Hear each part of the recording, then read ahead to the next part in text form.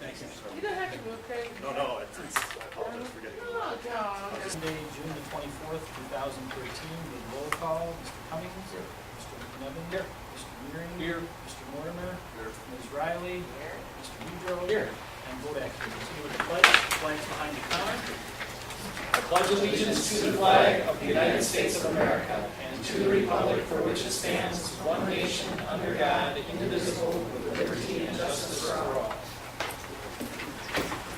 I would entertain a motion for the approval of the minutes of the June 10th regular board meeting as printed. Second. Motion by McNevin, seconded by Riley. Any discussion? Hearing none, those in favor, please signify by saying aye. Aye. Those opposed? Motion carried, minutes approved. Brings us to correspondence. I have none to share. Any of the board members? Hearing none, any administrative? I have 3 pieces to highlight tonight. We heard from the South Central Wisconsin Tobacco Free Coalition. They're donating $500 to our high school SAD group, that with advisor Diana Cohn for activities. The St. Clair Foundation is also contributing $500 toward building safety emergency equipment. And the biggest news is with the hard work of Danny in applying for the AODA grant, we are awarded about $14,000 for next school year. So,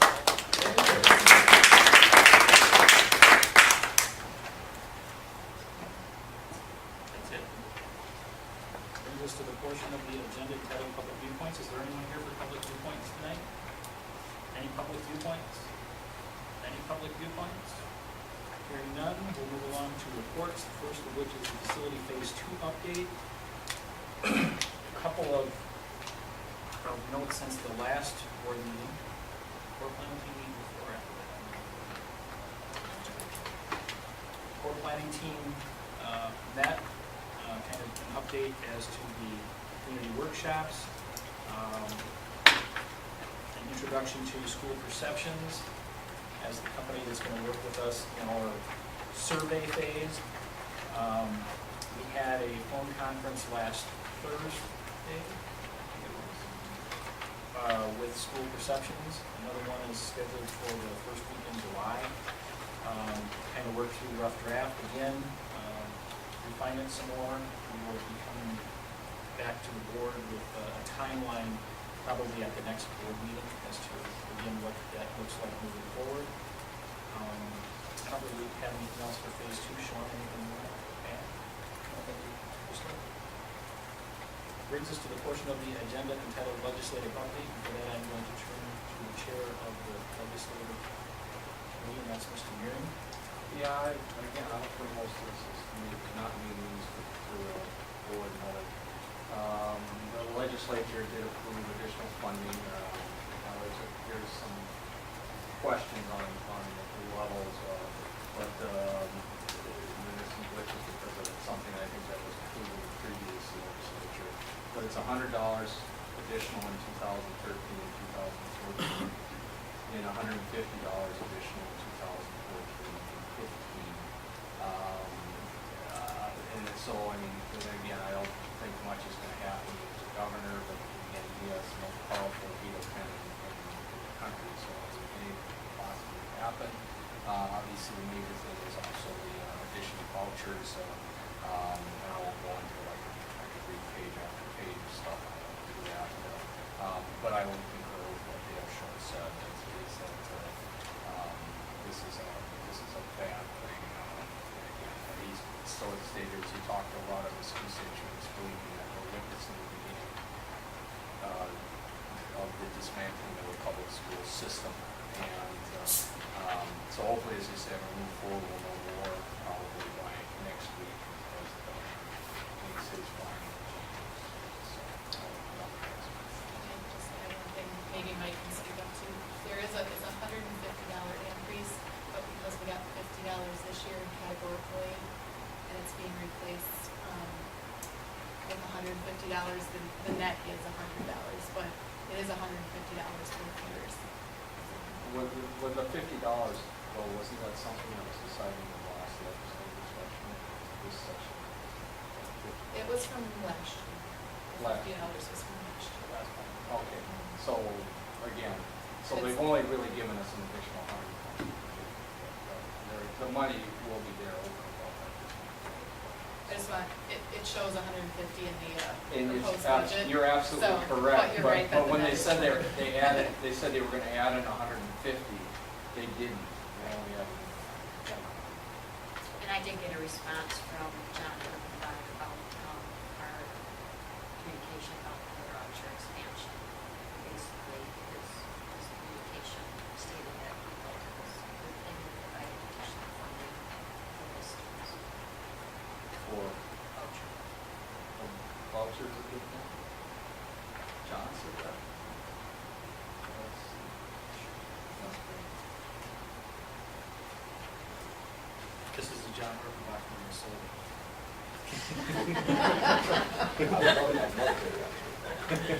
Can't believe it's the guy we heard down in Sauk. Oh. Okay.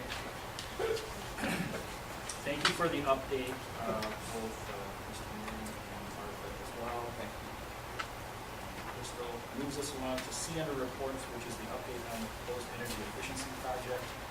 The Building, Grounds, and Transportation Committee met with representatives of McKin Street who are with us tonight to provide kind of a synopsis as to where they are in the project right now and what they need to do to move forward. So I'm not sure, do you guys want to give a brief overview of where we're at? Yeah. Introduce yourselves for me, please. I think we have a short kind of presentation, maybe a few slides, so. And while Kevin gets that all, I'm Dan Choi. And then we have Kevin. Kevin Corn, And Town Manager, Executive. Sean Curry, Senior Board Manager. While Kevin gets all situated there, I don't think we presented to the full board since we've been selected. So first of all, I want to say thank you for your selection of the country and having us come through and do this important project for the school district. I know, speaking on behalf of all these guys, Martha and Patrick have been, and the rest of the administration was very helpful in terms of trying to get the information and patient at times for us to get information back to them. So tonight we just have a real short kind of presentation, just a quick update as to where we are. I think as you remember during our presentation we had we talked about a rough order of magnitude step, and so that's kind of halfway through our detailed audit. We come back to the district to kind of go through where we are at this point, make sure that we're looking at projects that make most sense for the district, and then as you always hear from us, this is your project, not ours, and so we'll just give you all the information, and then let you make the decision on how you want to pursue the overall program. So I think one of the most important things that we do internally before we even step foot onto the school district now is make sure that we understand what your mission is, so that any project that we put forward really supports your mission and supports what the district is trying to do. So if there's any project that seem outside of what we're trying to look forward to as a school district, or as your school district, we don't want to pursue those types of projects. So we definitely want to make sure that whatever we do supports the district's mission. Some of the benefits, obviously, I'll just touch on this, is doing these projects. You know, we can capture some of the savings that are associated to the projects. There's a lot of neat funding mechanisms that are out there, that tools that the state has given that the school district can take advantage of. And then really just working with Kidstree to have a single source company to really help you along the overall program, from the development to the implementation and the commissioning and the measurement and verification and the back end of the projects. So one of the first things that we did was take a look at your energy consumption. Where is the district when it comes to your consumption as compared to other like facilities? And so up on top, you can see the benchmarks that we see typical school districts in Wisconsin. A lot of it varies whether a school district, let's just say, has a swimming pool in their high school or in one of their buildings, so their energy benchmark might change because of that. But typically we see high schools in the 60 to 70 BTU per square foot, and that's the column that you see there. And really what BTU It's a unit of measurement that is equal to consumption in a building, so we use that as kind of a benchmark for all school buildings. And so, because rates fluctuate from area to area, cost per square foot isn't, even though a lot of people talk about cost per square foot, it's not really what we typically look at when it comes to benchmark, but rather the consumption or the BTU per square foot. And so as you can see, you're doing really well when it comes to your high school, so you're at 57,000. So you're a little bit under the benchmark when it comes to state. You're a little bit over in terms of some of the other buildings, but nowhere outside of the norm we see school Is district. the middle school perhaps because of the pool? Correct, that's exactly right. Yep. So you're unique in that your middle school has a pool. So overall, from an energy consumption standpoint, you're doing pretty well. That last kind of that line underneath talks about, where do we want to take your district? So the 15 to 20% improvement when it comes to your overall efficiency seems to be a good benchmark. So we're looking at energy savings roughly when we do the math, roughly around $70,000 to $90,000 in annual savings. And is that potentially doable even though we're actually It is. operating pretty efficiently? That is, yes, it is definitely. Yep. And I would say, for the most part, we're fairly conservative in our numbers and overall numbers. Sorry about the eye chart here. This is Doesn't matter how close I get. Yeah. This is going to get up. They're We just did gonna the- go over we did general this on projects purpose. anyways. So what we had for the facilities, or the Buildings and Grounds Committee. What's that?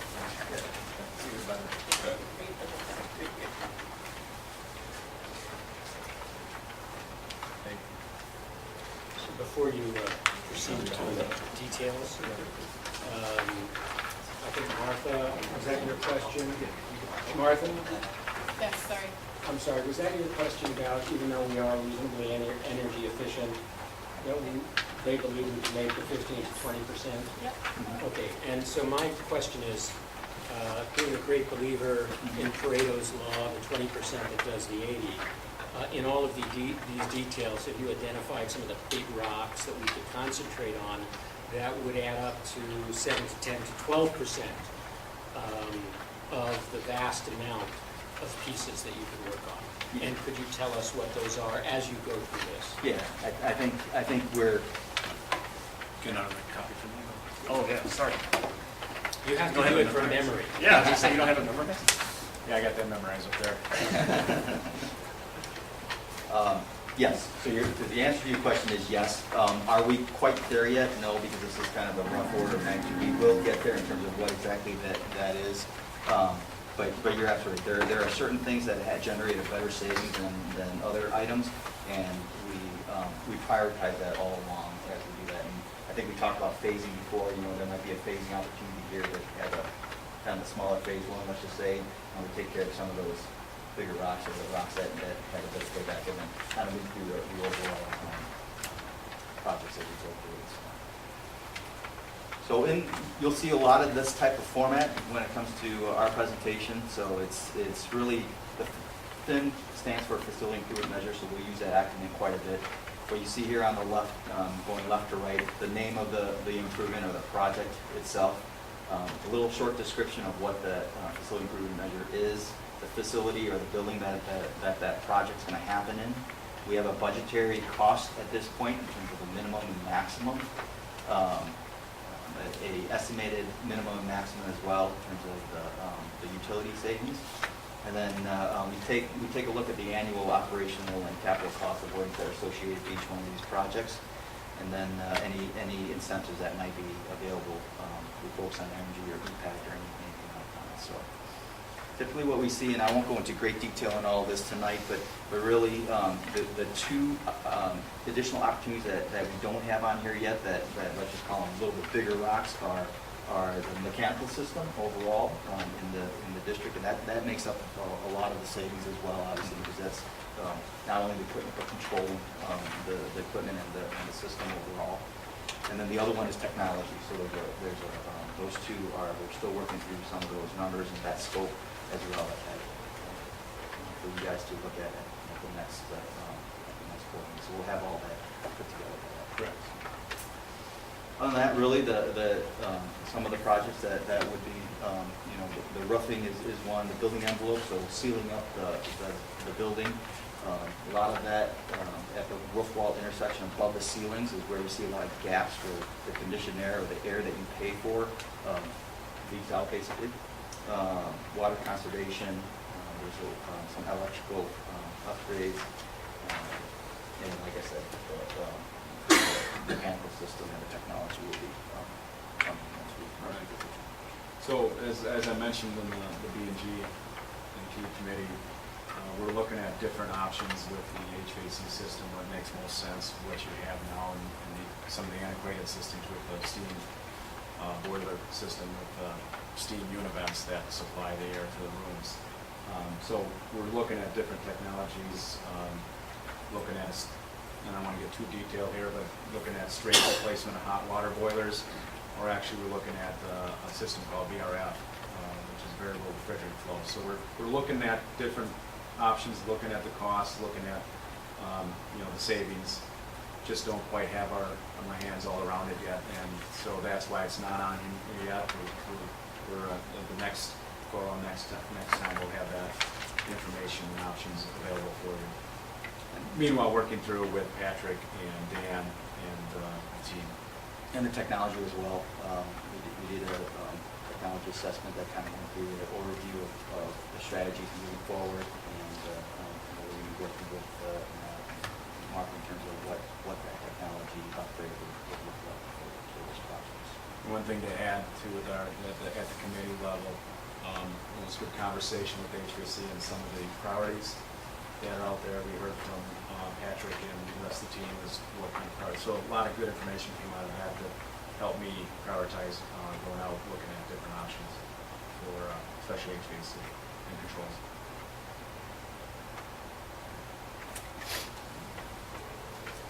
So this is our last slide. The next steps we want to, as we talked about, finalize some of the scope and pricing, especially when it comes to IT and HVAC control. So we'll the next spreadsheet that you'll see is the same things, except now the budgetary price will be a guaranteed maximum price. We'll have that guaranteed savings. We'll have the actual operational and capital cost avoidance amount, the actual potential incentives that are out there. So you'll have that more definitely at the next time we go around. One of the things that is important is now that we kind of have an idea of what our scope is going to look like, we want to make sure that we work with C.G. Schmidt and make sure that whatever potential referendum you might have coming up, that there's no stranded investments or anything that might overlap, so that it's seamless when it comes to now our project versus the referendum project. So there's no double paying or having to rip something out that could be with this project. So now that we kind of have an idea of what that scope looks like, we can work with the construction manager to make sure that will work. Can you provide an example of IT that's not related to controls? Yeah, so. What are you referring to when you're looking at IT? Yeah, so a lot of savings that we see are in a lot of wireless technologies, a lot of infrastructure, wireless infrastructure in terms of the servers. So going to virtual servers. I know you've done some, but there's a few virtual servers that are out there. There's also, this is going to go past me over my head really quick, but there's a lot of other just more of the hardware kind of within the infrastructure of it.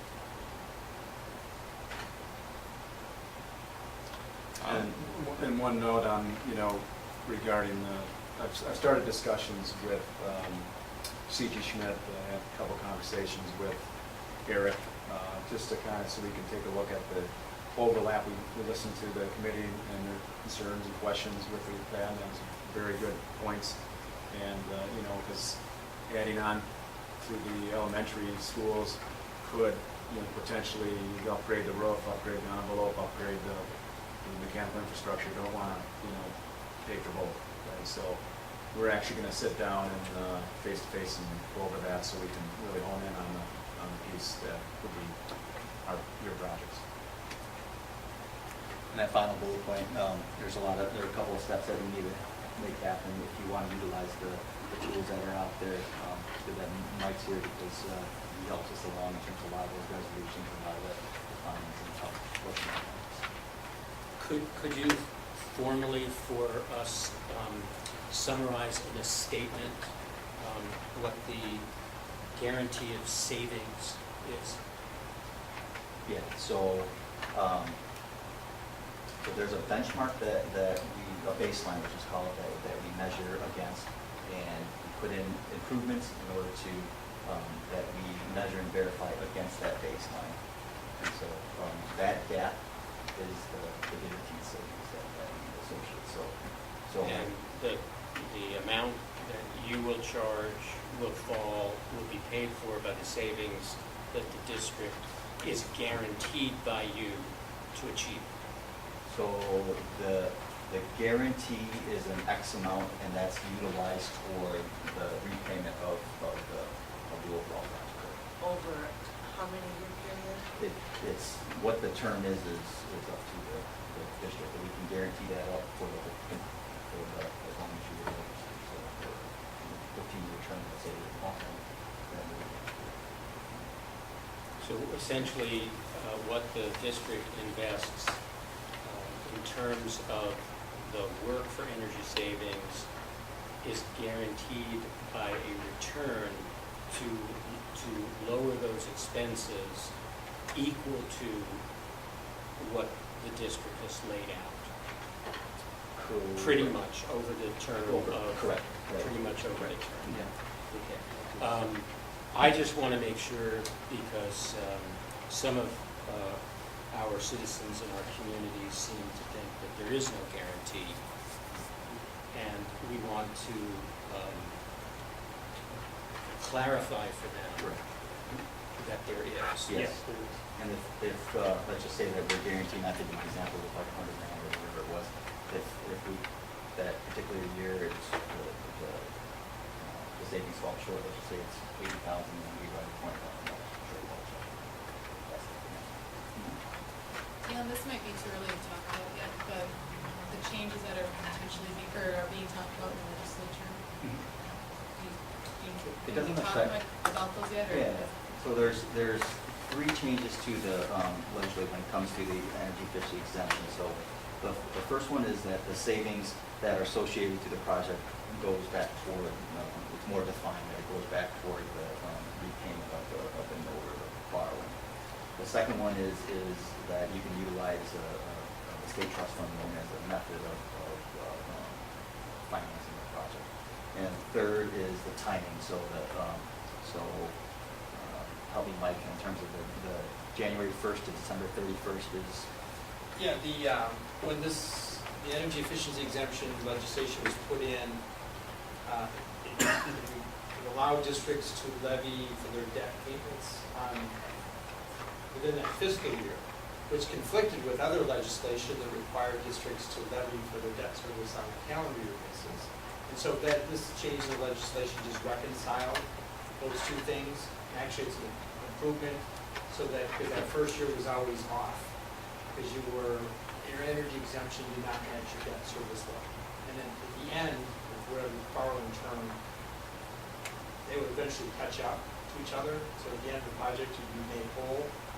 This just cleaned that up. And the other piece of legislation that's out there is there's a requirement that in your cases, it's not like it's going to be a problem, but there's a requirement that any measurable utility savings be used to offset your debt payment, which,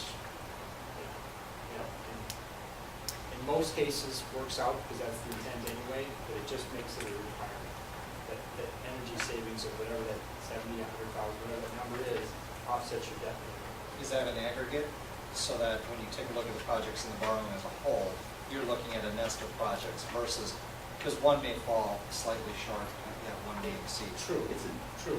And the savings does not have to match borrowing term. Some districts may borrow for 10 years, but it may be looking at savings over a 15-year period of time.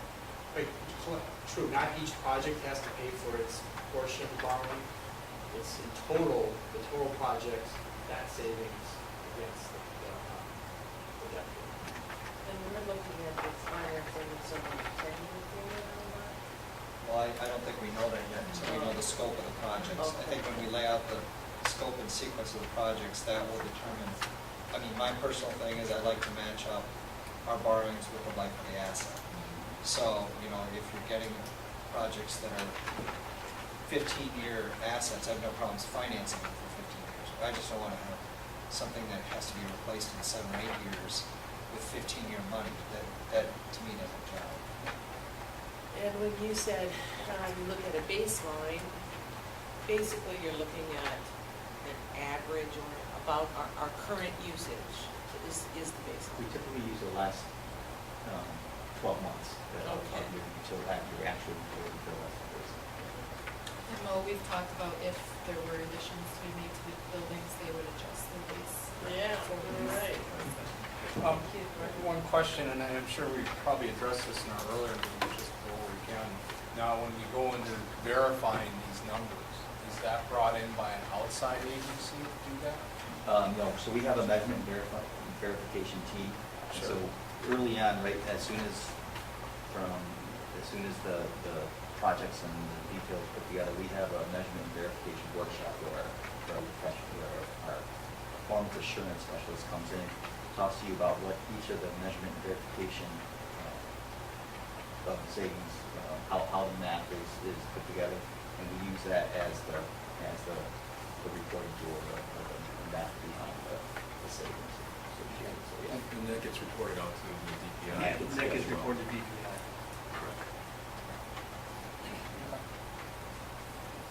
Okay, well, thank you very much for the update. Look Thanks. forward to hearing some more concrete numbers and suggestions from the teacher.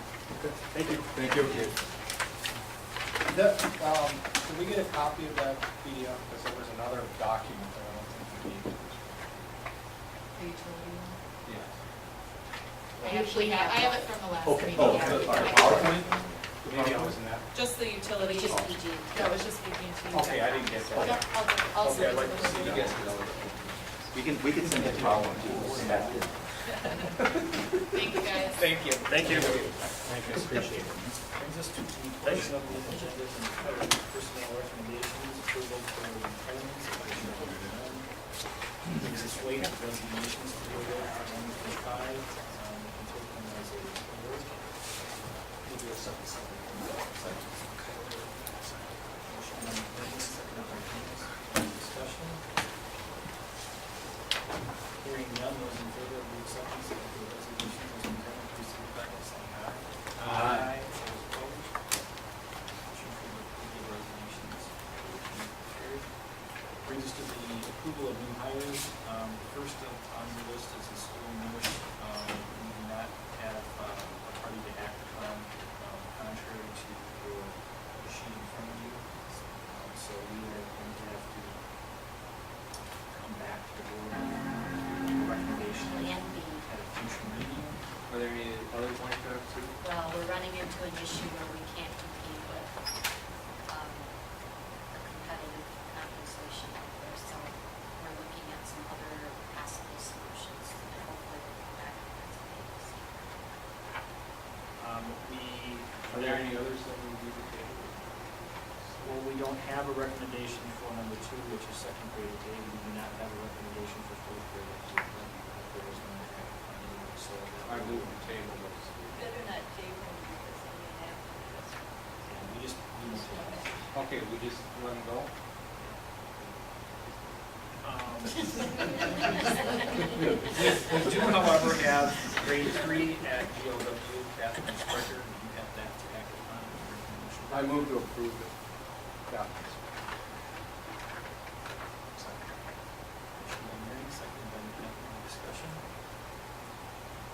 Hearing none, those in favor, please signify by saying aye. Aye. Those opposed? Motion carried. Brings us to B, which is the approval of an increase in the contract that is for the high school business education, Greg Lansing, from 66 2/3 to 83 8/3. Second.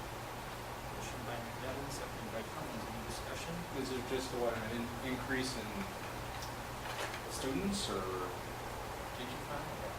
It's because Joel Mendo serves as our school to work coordinator Okay. and does all the work with CISA 5 with our career and tech ed coordination. And in the past, I believe the person who served in that same role had some time built into the schedule to facilitate that work.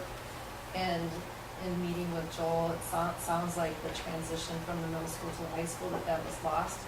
And he's been working a year without that time and asked for that time to be built in. Okay. Yeah, Chris, I think Lawrence on that. Okay. Further discussion? Hearing none, those in favor, please signify by saying aye. Aye. Those opposed, motion carried. Brings us to E, approval of summer school contract, special education, Jeff Maxwell, and a motion to that effect. Second. Motion by Cummings, second by Riley, any discussion? Hearing none, those in favor, signify by saying aye.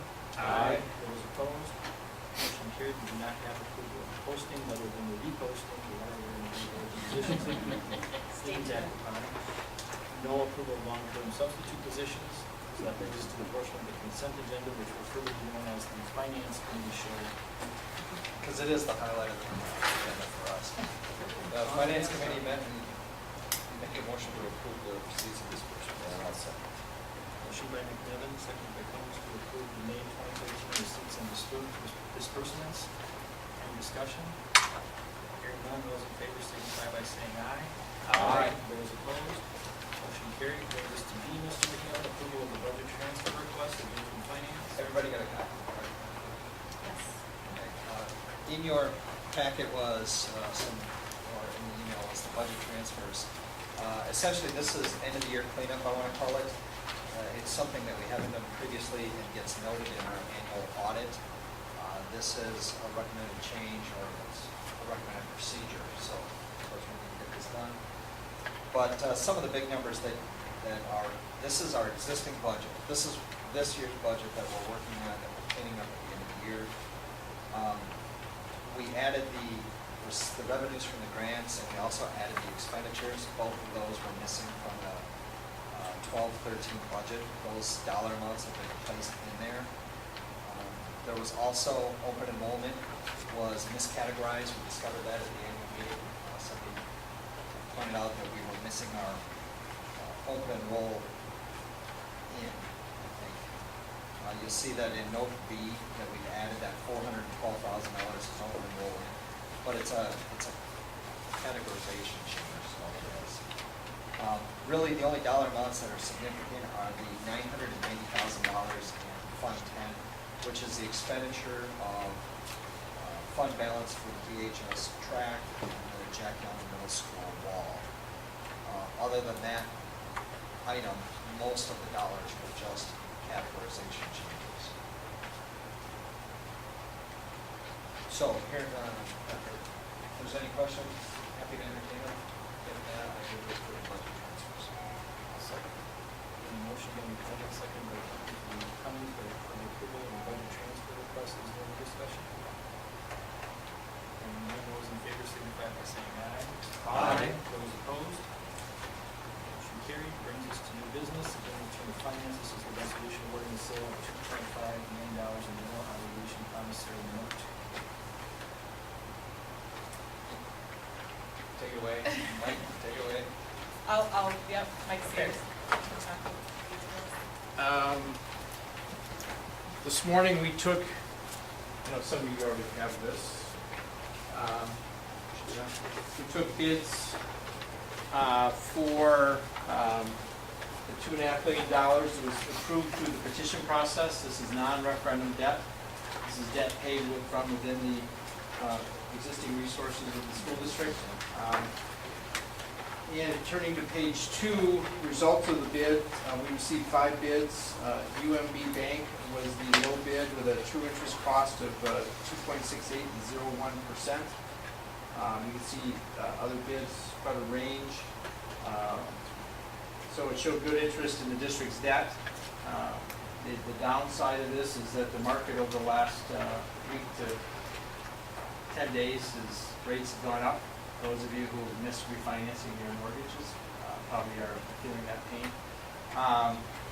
But especially in the last couple of days, since Thursday, we've lost about 40% or just under 0.5% of interest. So from a historical perspective, still good rates, and I'll get to that in a second. Looking at page 3, these are general obligation promissory notes. Notes are less than 10 years or less in terms of borrowing versus bonds, which are over 10 years. The amount $2.5 million. Settlement date July 15th. This will be the date the district receives the funds, and then the maturity schedule, which we'll show in a minute. First interest will be April 1, 2014. So this first levy will be part of the 13-14 fiscal year. The call provision is in 2019. However, I'll get into that in just a second. We do have some other prepayment options. Moody's has affirmed the district's AA3. Actually, it's considered an initial rating since you paid off your last debt and the district no longer had debt. Your previous rating falls away once that debt is paid off. So even though it's an initial rating, technically it's at the same level you were at. And again, a very good rating. What was our previous rating? AA3, but it disappears once you made your debt payment in April. Oh, okay. So since you didn't have any debt, you can't have a debt rating. What's your bill? So the expenditure of the $1 million out of fund balance for our wall and projects did not. Martha did a nice job. It was very clear to Moody's that the district was doing that. Moody's looks at those types. The district has a solid fund balance. And fund balance is one of the major criteria they do look at. One of about 17, 18, depending on how you want to define them. They're more tolerant of one-time expenditures. If you have an operational deficit in your budget and you don't make decisions to balance your budget and you spend $400,000, $500,000 of fund balance to maintain programs, that's when they really start to frown on those types of decisions. But obviously, being one of many criteria, you still have a strong fund balance. Your financial performance has been solid over the last few years in terms of holding that fund balance. The fact that you were debt-free, you have very low debt, very low debt burden is also a factor. Zero's pretty good. But they also look at overlapping debt. Municipalities, the tech colleges, the county, those types of things. So the burden on the taxpayers is considered moderate in terms of overall debt load. So all those types of things play in. But they understood the fact that you were spending fund balance and it did not appear to have any adverse effect. And they understood that this borrowing was about going to referendum, and so they like that aspect as well. It's within your existing resources. And so I think all those things turn positive. And they're also made aware that there's potential, although preliminary discussions, that you may be looking at a referendum in April of 14 or sometime in the near future. No final decision has been made. So they got a very complete picture of what the overall plans in the district was. I think, and again, this rating is a very good reflection in terms of the finances of the district. We would have been disappointed if you would have been dropped, but it is a difficult environment right now. There have been a higher number of downgrades across the country. Wisconsin's held pretty strong, but there have been some downgrades we've seen in Wisconsin, so we were pleased with the AA3. Again, the true interest cost is a little bit different than was bid because we end up moving some maturities around to smooth the payments out. So once you actually calculate the net result of that, the interest cost is a little bit different. And then again, UMB is a bank. Page 4 is the debt service schedule, paying us back over 10 years. When we originally ran the $2.5 million projections, we were looking at payments about the 272 to 274 range. So it's about $10,000 more than what we had projected due to the spike in interest rates over the last few days. Again, if the district has unspent proceeds from the project, the $2.5 million, the only option is to offset the debt. So you could offset that on an annual basis, you could call some debt, you'd have some options, which if you find yourself in that situation, we can address that. Page 5 shows, this is the MMD, this is kind of a standard index in terms of municipal tax exempt debt on a 10-year note. And you can see back towards the end of May, We were looking at rates a little under 2%. Now we're looking at rates, so since that, over that last month, we've lost about 70 to 80 basis points, more than about half of that, more than half of that just in the last few days. So a little unfortunate timing, but if you look from a historical perspective, now these are 20-year rates, not 10-year rates, but the bond buyers is 20-year index. We're still at very good rates from a historical What's perspective. the historical rate over the last 20 years? It's about, the average I think was 6.85 on a 20-year bond. So we're at 2.6. 6 on a 10-year, so it's not as long, but again, rates are still very good from a historical perspective. I could have made this 30 years and showed you rates that were 12, 13% back in the late 70s, but the 20-year I think was a reasonable time frame and just showed that even though we've got a bit of a spike, I know the timing wasn't perfect for us, still a very good result. And then the last few pages, and I won't go through this, but the Moody's report talks about solid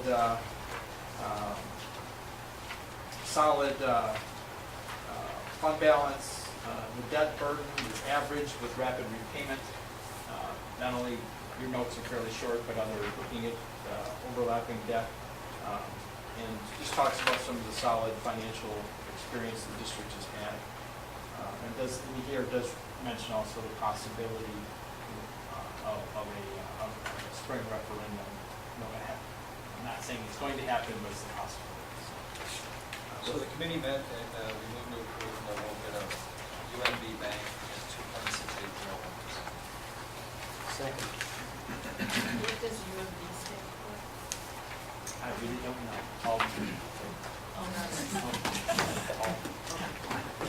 Motion by McNally, seconded by Bedro. Any further discussion? We will find out what we I will report back to the next. Thank you very much. As I was told, it doesn't matter. We have The road curve. Greg's gonna find out. Do you know where they, where they, Hong Kong. you know, all these guys? I do not. But as we talked about in the committee, I know where most of these are, but that one I do not. And we're seeing more regional, especially on these smaller borrowings, you'll get some more regional banking institutions that can step up and bid. But again, the important thing is you're getting their money. So, When it comes time to make a payment, they'll find us. they'll looking for you, so versus you extending your money to them, so. Any further discussion? Hearing none, those in favor of the resolution as presented, please signify by saying aye. Aye. Those opposed, motion carried. Thank you, Mr. Clark. Thanks, Mike. Once again, turning to finance and business manager for B, the approval of the 2013 budget. So, I'm just gonna set the address. So, you should have received today it's the DPI format, but I believe it's the format you're used to, of the proposed budget. There's 3 columns. You're gonna see an audited column in 2011-12, so those are final numbers from last year. The unaudited column is budget projections, and that's actually based also on the amendments that the board just approved for the revised budget. And then you get to the 2013-14 column on the far right. These numbers should look very similar to what you've seen over the last 3 to 4 months that I've been presenting. We just kind of tightened things up a little bit based on what's been going on at the state level. So as Doug brought up, the $150, and that was one of the scenarios that I had been showing to you. So that's why these numbers look very similar. So that is built into there. As I've been saying, Where's the $150 is about $450,000, right? That's baked into which line? so it's kind of split up because of how the state is doing it. $75 is categorical aid, and you'll see that in, 610. yes. Okay, so the increase from this year to next year is based on, this year was $50 in categorical aid, and next year it's $75. Correct. And then the other $75 is, it raises our revenue limit, so it's really borne by the taxpayers, so you'll see our tax fee. So when the state gives us $150, they gave us $75 on a state offer, of which they were already giving us 50. So they increased their payment by $25 per student. But then they gave us the additional levy authority of $75. So while they act benevolent by giving us $150 a student, really all they gave us was $20. Good enough. That's why they stuck me on finance. That's right.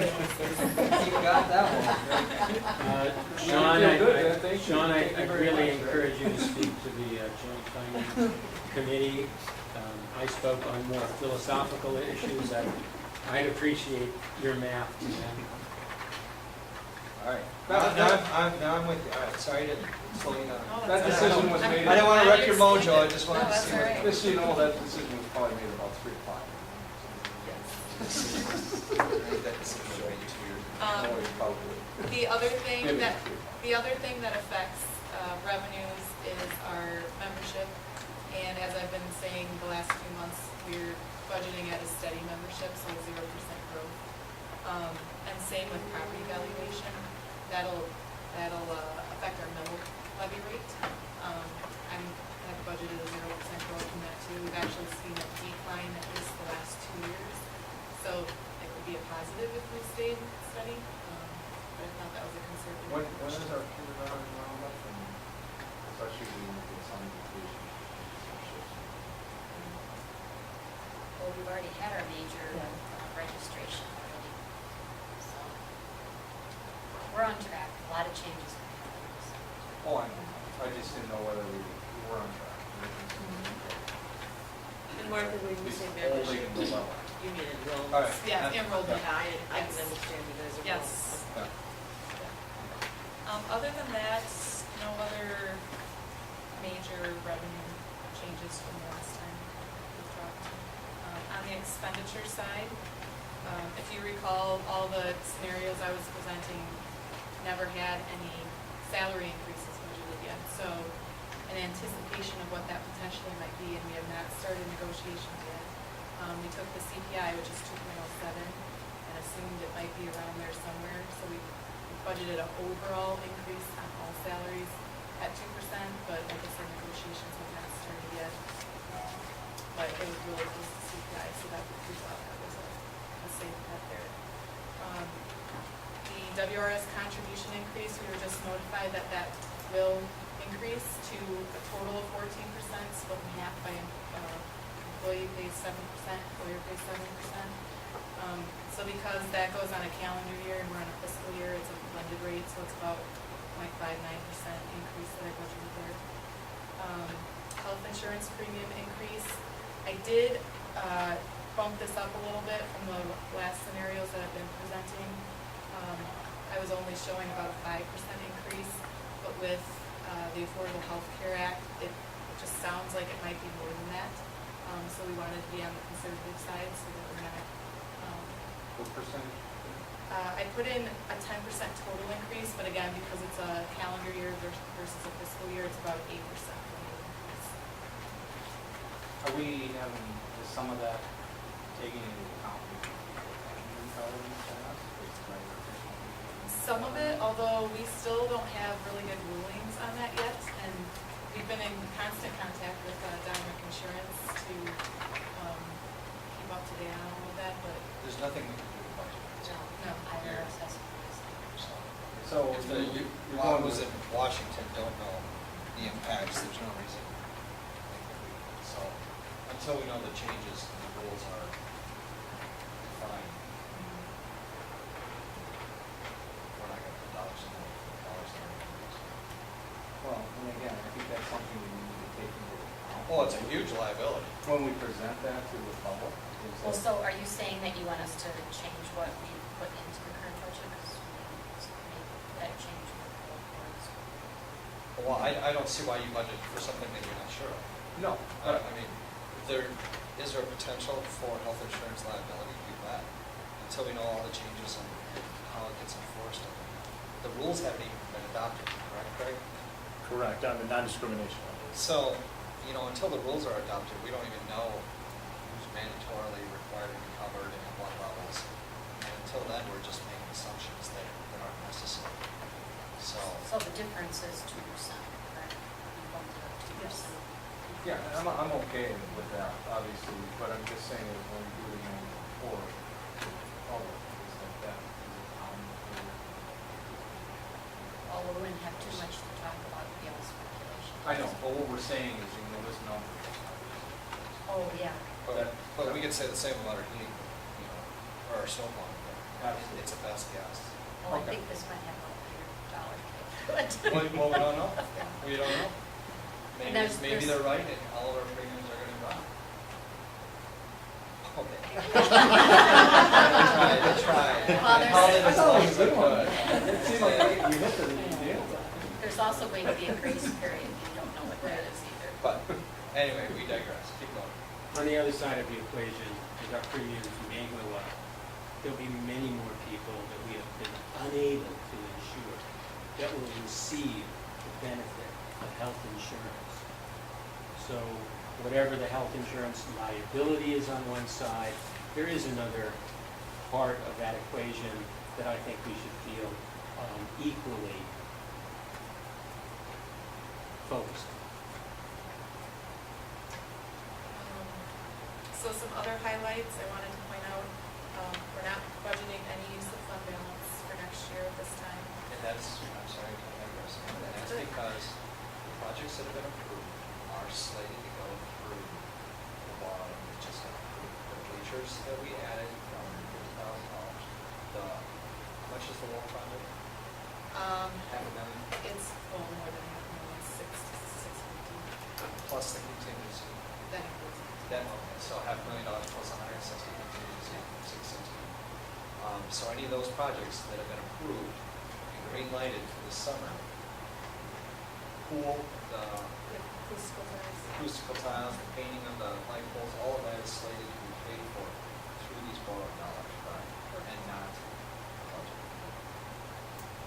I'd just like as a side note to commend my colleague, Mr. McNevin, for helping this board recognize the value of the approving of this funding mechanism to do the things that, at least as I have been on the board, have come out of the operational budget and have been a problem from the very beginning. And I would like to commend my colleague for pushing that through and making it a reality.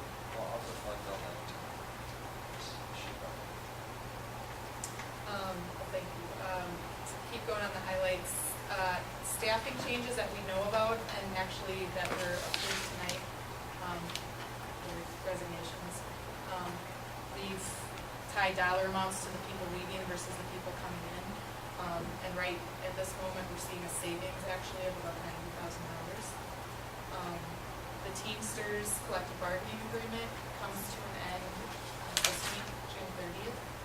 And so effective July 1st, they have to begin paying the employee share of WRS, which is currently 6.65%. And they also have to start paying 12% health insurance. So the Teamsters Union is essentially seeing an 18.5% drop in their pay versus what it is.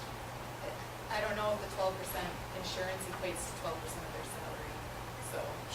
Martha calculated it Okay, I know. But, and sent it out to groups and they understood the dollars attached to it. But anyway, it's, It's significant, yes. They have a 3-year contract. oh, they were geniuses signing a 3-year deal. The genius. And then kind of going into what Sean, some of what Sean had been talking about, and what we've been talking about to the community with the T-Bird, that we're addressing some deferred maintenance. We talked about security with the community. So that security camera upgrade that the board approved is in this budget at $45,000. Is there particular qualifications or what? Middle school and high school, Just additional cameras? additional cameras. We approved it last. But that's in the budget, that's not It's in the budget. Again, from the T-Bird, we've talked about investing in our students and our teachers with technology. And this budget has an additional $150,000 in it on top of their normal budget, and that's to help start the replacement cycle that we haven't really budgeted for before in technology. Matt was looking at 200. So what finance we talked about was, because the size and scope of this is far greater than 150. The size and scope of this is closer to $1 million. Yeah. So we were going to be bringing forth to the board some points and financing options for this. It's one thing if we can maintain this 150 to 200 in our budget, but if not, we have to look at how do we fund some of this technology upgrades. And actually, McKinstry, they were talking about the IT assessment that they've been doing. Heartland Business Solutions is who they're using for that. Part of what they're hopefully going to present to us is financing options. Is it, whether it be leasing or purchasing outright in a given year. So that'll be part of this assessment. Is basic technology allocation not the 150 years or the annual? Does that include purchases, additions, or staffing? What is that made up of? Normal. I think I will ask Lori, is there additional technology? Are there purchases? It's Yes. very limited though, Yeah. because there's licenses in there, and I know curriculum supports some of the technology. Correct, right. Matt and I work a lot together on what we can do to maximize Sure. purchasing for technology. And over the past years, we've done a blended approach with purchasing for instructional materials out of the curriculum budget. So sometimes it's both, but we've been doing a lot of purchasing of devices Out of curriculum. out of the curriculum. Don't you have a lot to at the end of the year, you got budget transfers for everybody? Because we just did some of that. This year we did for that Yeah, iPad correct. purchase. That Well- adds up every year. But keep in mind, the IT purchases for what you see at the table here are diminishing in costs on an annual basis. They keep going down because they become more affordable. The Chromebooks do not have the heavy Microsoft licensing fees. Sure. The flip side of the technology is the infrastructure, the engine for our entire IT department is going up dramatically. It's going up faster than what the end user is seeing as a decrease. It's the bandwidth. It's the, is that an accurate assessment? You're going in the right direction. I don't know that it's necessarily more. I don't know those numbers. Well, I'm just saying, but There has to be a backside investment to support a lot of people point to the technology and saying that should be going down because these devices are half what they used to be. But there's another correlation that the infrastructure is twice what it used to be because of how powerful it is. Sure.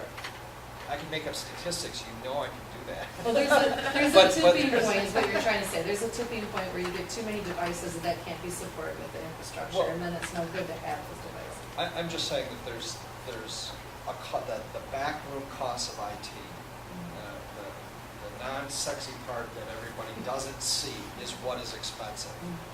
You know, the end user connection is becoming the cheap portal of entry into the technology, but it's all the infrastructure that drives that. And that's some of that. That's a is- fair, yeah. Okay, is where the budget, with the budget is. Because those servers just don't make it more than 3 to 5 years.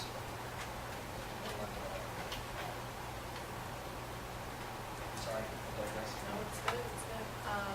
The other highlight I wanted to point out is, we would like to do some student furniture replacement at the middle school. There are some pieces in there that are older than the school. They're falling apart, not safe for kids. So we're actually working with EUA, and John has a group going to 2 showrooms in about a week to look at some furniture, and Lori's also helped with this process. More along the lines of the flexible furniture that we've been talking about with the master planning process. And our hope is that we can actually get a room for a trial period this fall, test out the furniture, make sure it's what we were hoping it is and it works for us. And then we would go up for bid early this fall, once we've been able to test it out a little bit, and have the furniture come in over the winter break. We had wanted to try and do it while everything's out of the room, but in order to make the best decision possible, since we're really changing what we're used to, we wanted to take the time to get through that process. So when talking to EUA, it costs approximately $10,000 to $15,000 per room, depending on the furniture you get. So potentially 3 to 4 rooms we could furnish with this $45,000. We're gonna shoot for a grouping if we can. That would be And good. I would think they'd want us to test it out and try it, like we take by yourselves. And I confirmed with them, we're not locked into the vendor that we use to test. Because I heard from another vendor today that they wouldn't do that unless they knew we were going with them, but I confirmed with you that wouldn't happen. Okay, so when do you think we have this? We'll have it this fall for one of the rooms. Okay, so maybe The once we test have that, we'll furniture. know that. We'll check with the districts that Right. use it for durability and all that stuff. Yeah, we've already found out some things we didn't even think about, and just talking with eBay and some other vendors. So we really want to make sure we're making the right decision on this. Let's put wheels on my kid. We're just gonna put a bouncy ball. You talking about just for kids, or you talking other food? And chairs. We're not looking at any science rooms right now.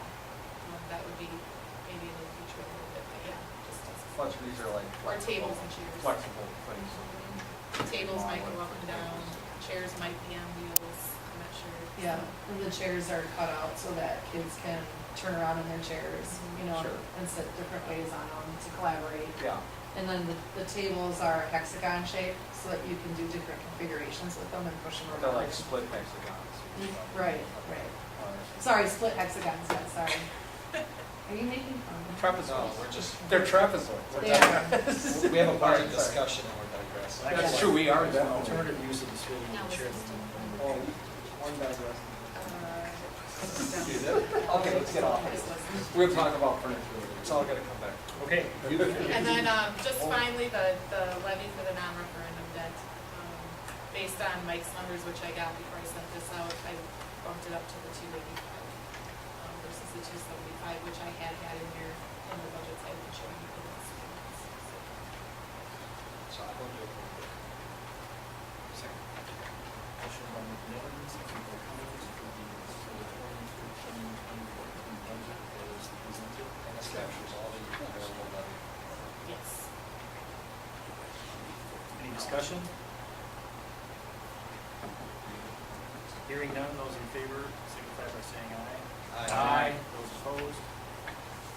Motion carried. Brings us to C, which is the approval of the revised unusually hazardous transportation route plan, which came from the Buildings, Grounds, and Transportation Committee. This is a requirement for us to update it. Anybody have any questions?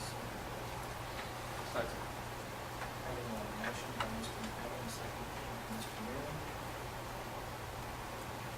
Just for information, I think everybody got a copy of the city map there last meeting, I believe it was. And Martha got a picture from the sheriff and all the others. Yeah, so, if approved tonight, I need to send this into you guys tomorrow. It'll actually be effective for the 12, 13 years still. So we don't, miss out on some aid that we ended up losing based on last year. And then it should be good. Those in favor, please signify by saying aye. Aye. Those opposed? Motion carried. Brings us to B, which is the approval of the $160,000 contingency fund for potential change orders on phase 2 of the Jackman Middle School project, which is otherwise known as the wall.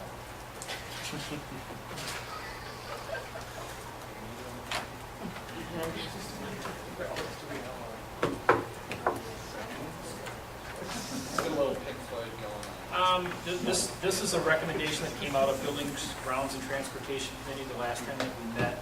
And last year, if you recall, we had some change orders that were approved by the board for phase 1 of the project, using a forecast of the amount of wall that was removed last year and the dollar amount of change orders that were necessary to fulfill the project, this $160,000 number is coming from Mid-State Associates as a projected contingency based upon the additional repairs that are required to the wall once they're opened up from what we were originally told and what we originally approved before the walls were opened up, which would have been previous to phase one of the project. So it's not that this wasn't totally unexpected, because every section of the wall they've taken apart, the issues are the same.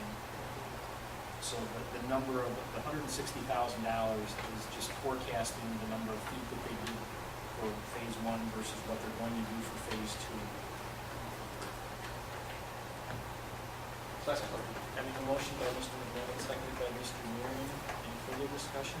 Also, in the Martha's noted, there's the package with the pool, pole, panels or whatever. The panels were a little bit more expensive, but that total package was actually coming in under budget. It's not as expensive as the full part.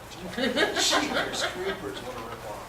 But the three package, the three different projects, Yeah, the bleachers, the pool. it's coming in under budget out of three, but the one is over.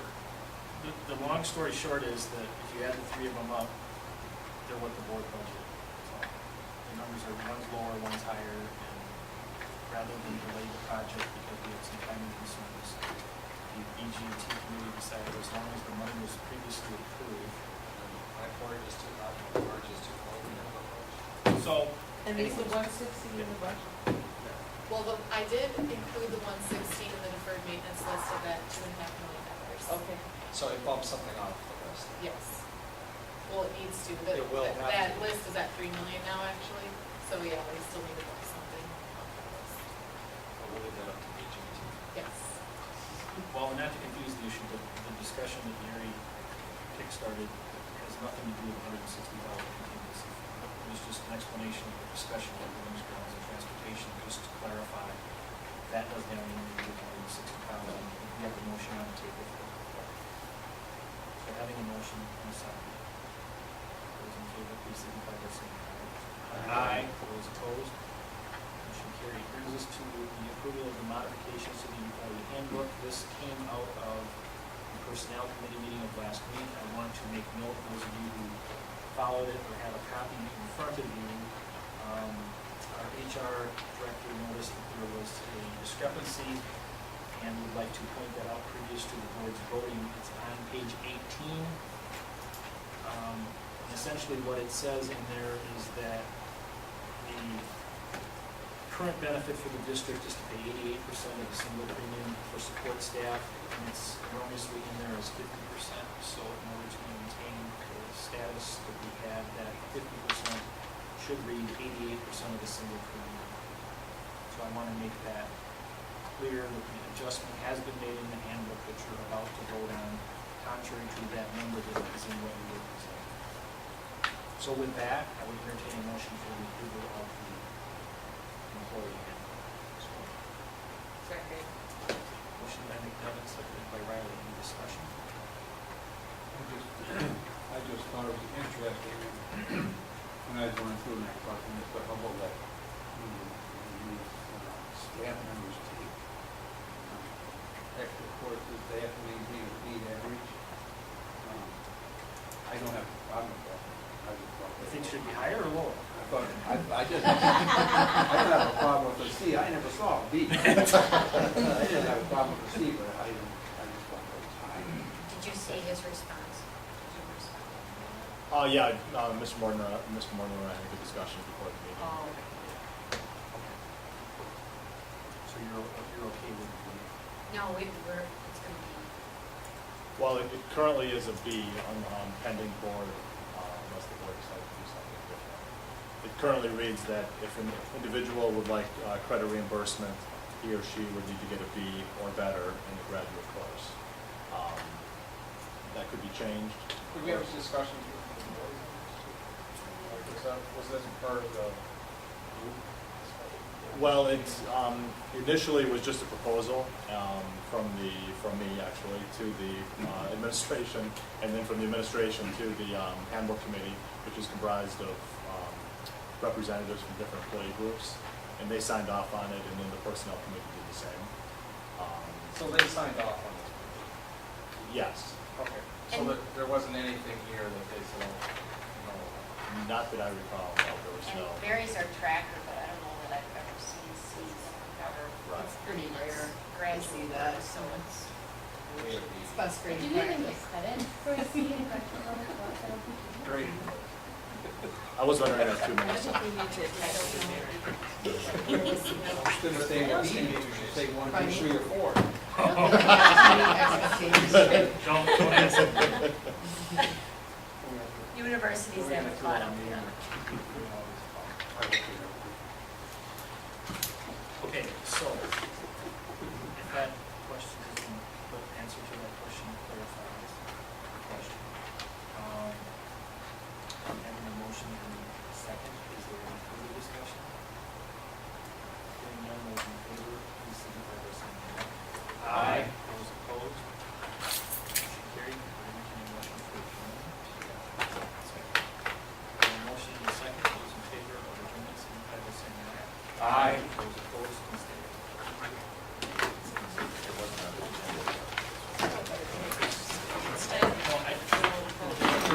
Would you still have? I just want to make sure. Would you